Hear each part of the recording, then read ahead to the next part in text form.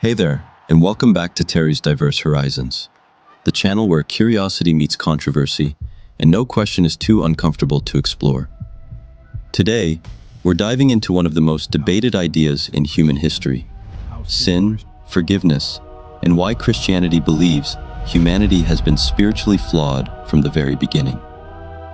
Christianity says everybody sins, not just serial unalivers, corrupt politicians, and scammers who promise financial freedom from a rented Lamborghini.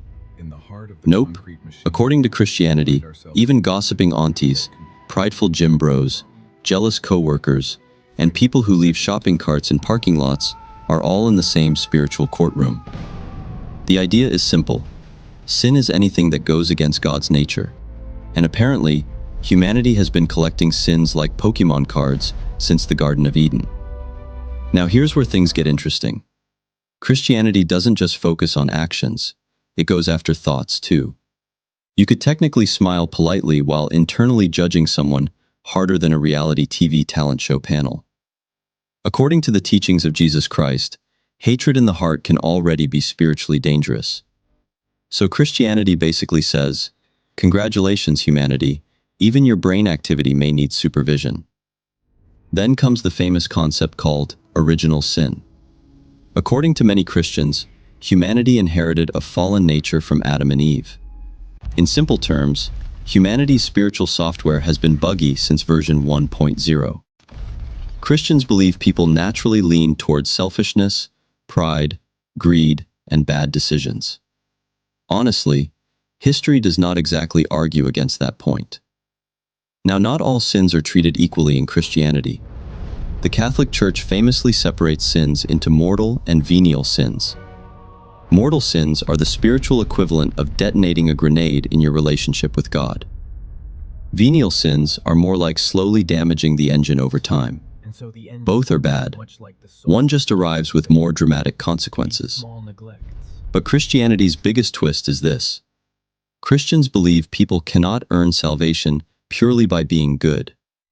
Because let's be honest, human definitions of good change faster than internet trends. Christianity teaches that salvation comes through faith, repentance, and the sacrifice of Jesus Christ. That's the center of the entire religion.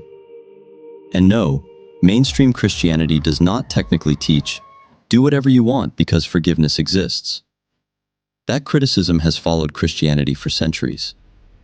Most Christians would argue that true repentance means actually trying to change, not committing the same chaos every Friday night and then scheduling an apology tour every Sunday morning.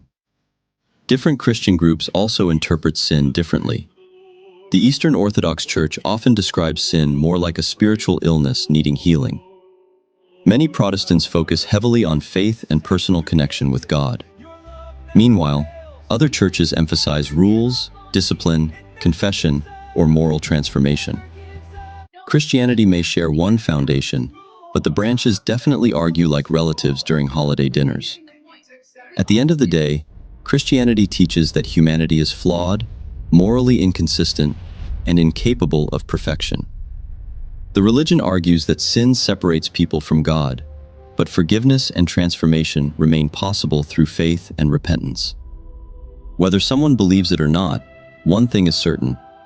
Christianity's understanding of sin is far deeper than just good people versus bad people. It's really a story about human nature itself, and humanity has been struggling with that story since the beginning. If you enjoyed this breakdown of Christianity, theology, history, and human nature, subscribe to Terry's Diverse Horizons for more deep dives, controversial topics, and thought-provoking documentaries that challenge assumptions from every angle. Because sometimes, the biggest questions about humanity are the ones people are most afraid to ask.